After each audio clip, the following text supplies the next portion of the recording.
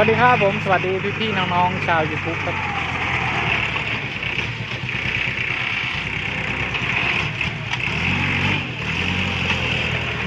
ยินดีต้อนรับเข้าสู่ช่องหนูน้อยมันเล่นนะครับคลิปนี้ก็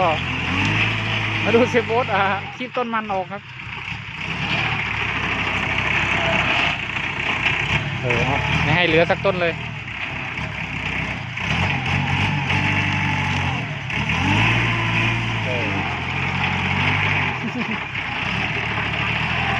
พอดีต้นมันเสียแล้วครับผมไปซื้อมาใหม่แล้วพันเกล็ดมังกร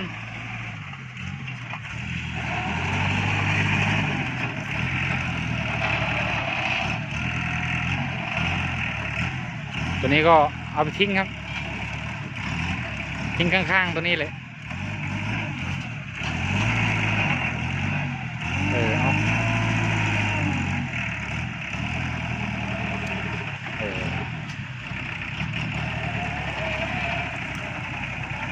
เอา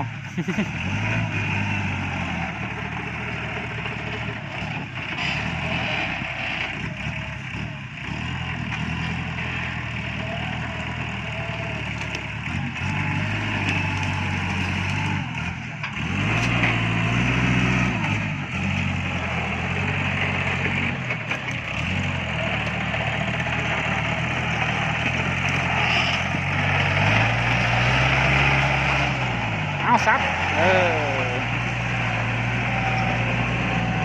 เอาทิ้งในป่าข้างๆครับ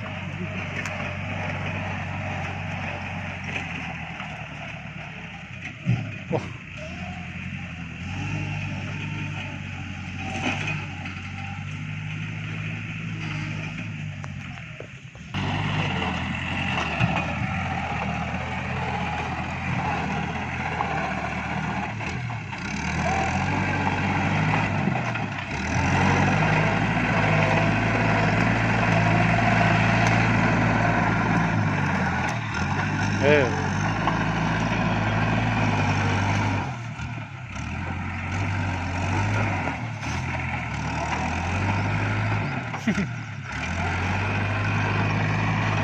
ทุกวันนี้จะไม่ใช้แรงงานคนแล้ว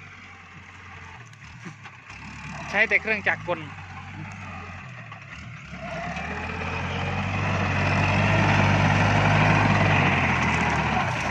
โอ้ลงมาเดินล้มก่อนมา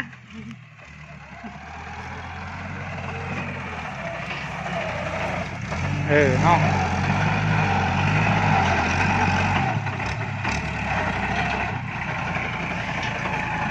มีโตหรือเปล่าไม่แน่ใจต้องรูปก่อน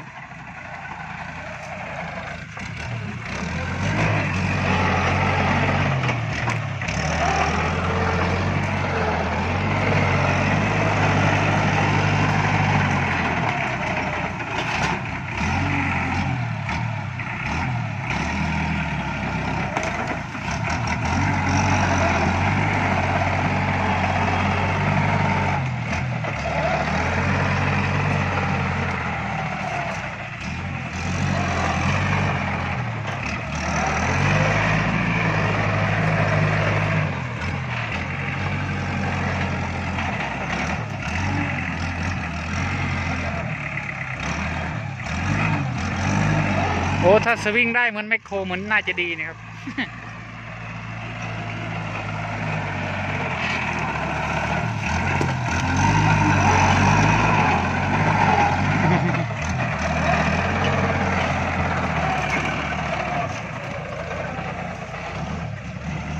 เจ้าเครื่องโรยขี้ไก่ก็ติดคันนี้เลย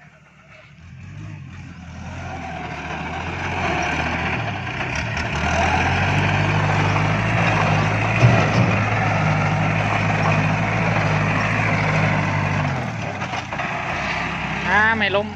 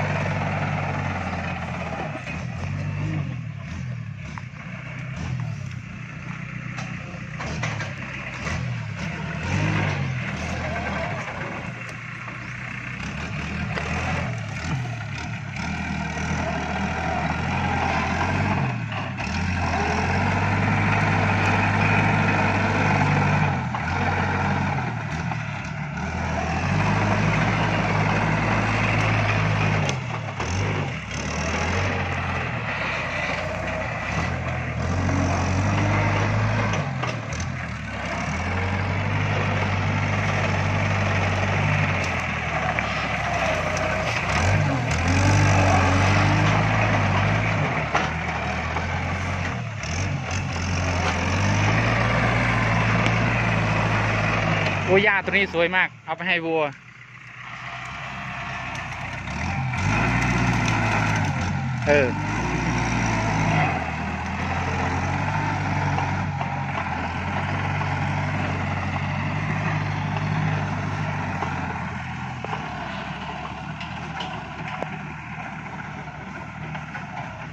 ดูครับหญ้าสวยมากถ้าคนที่มีวัวพันธุ์นะส่วนมากวัวพ่อพันธุ์ครับจะมาเกี่ยวเอาไปให้วัวคนแถวบ้านนะ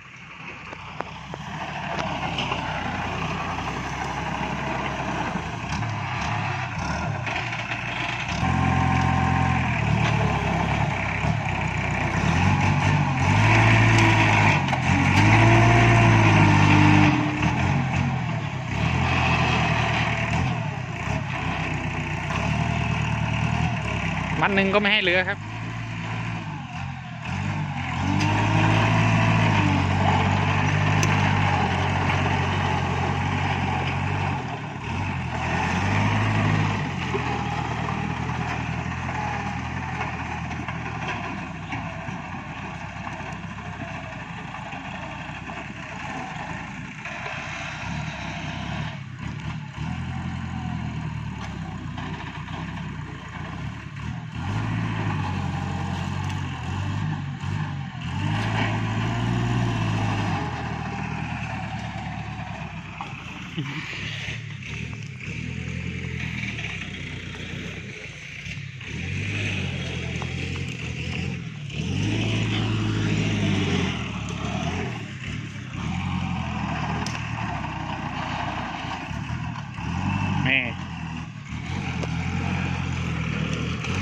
กดสต็อปแล้วมันไม่สต็อป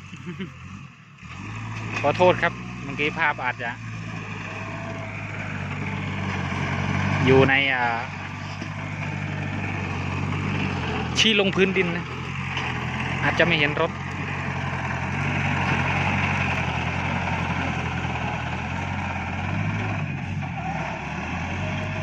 ไปแล้วครับ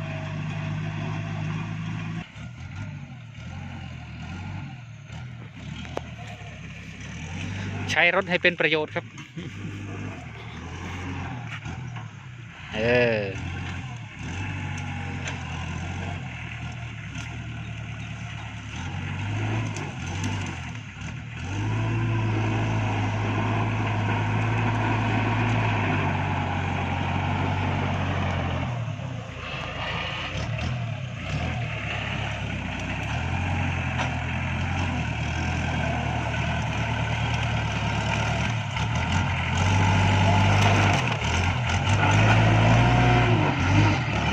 โอ้เอาอีกบ่ถ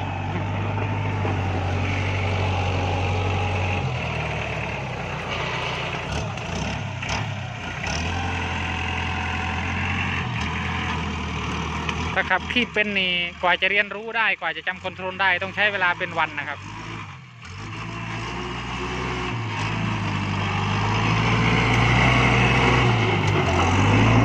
โอ้โหเป๊ะจะนับหรอ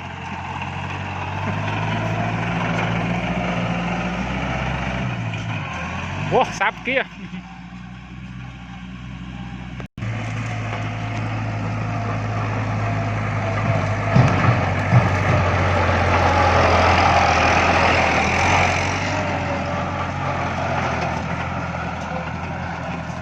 อีกประมาณ2 คีบก็หมดแล้ว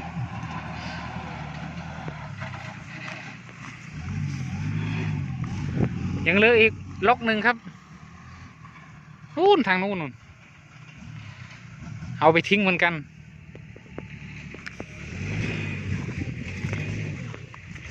ต้นมันเสียแล้วนะนี่ครับ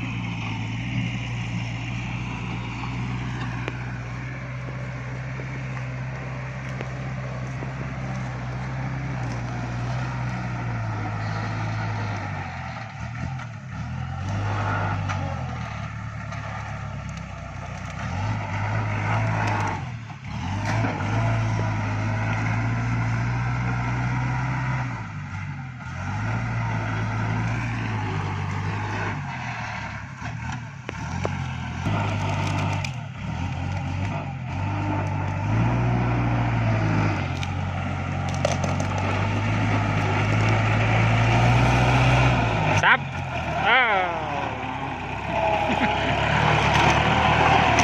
ดูสีหน้าเหมือนจะเหนื่อยนะ ขับรถทั้งวันครับ อากาศร้อนแบบนี้ด้วยอ่ะสุดท้ายแล้วจะหมดแล้ว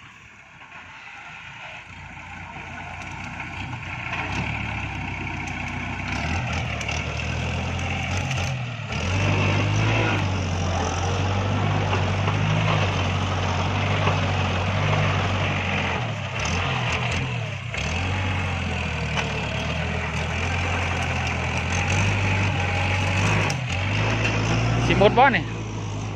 ไม่น่าหมดครับ หมดไหมหมดไหมหมดล้อเต็มแล้วโอ้ไม่หมด หมดไหม ล้นแล้วไม่หมดแล้ว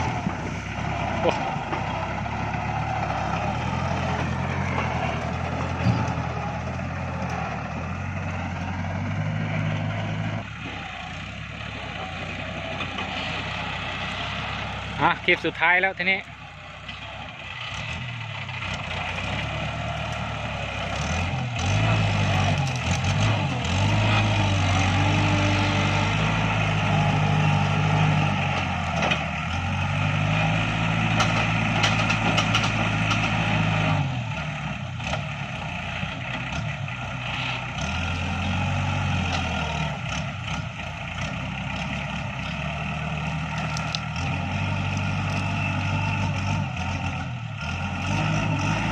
โอเค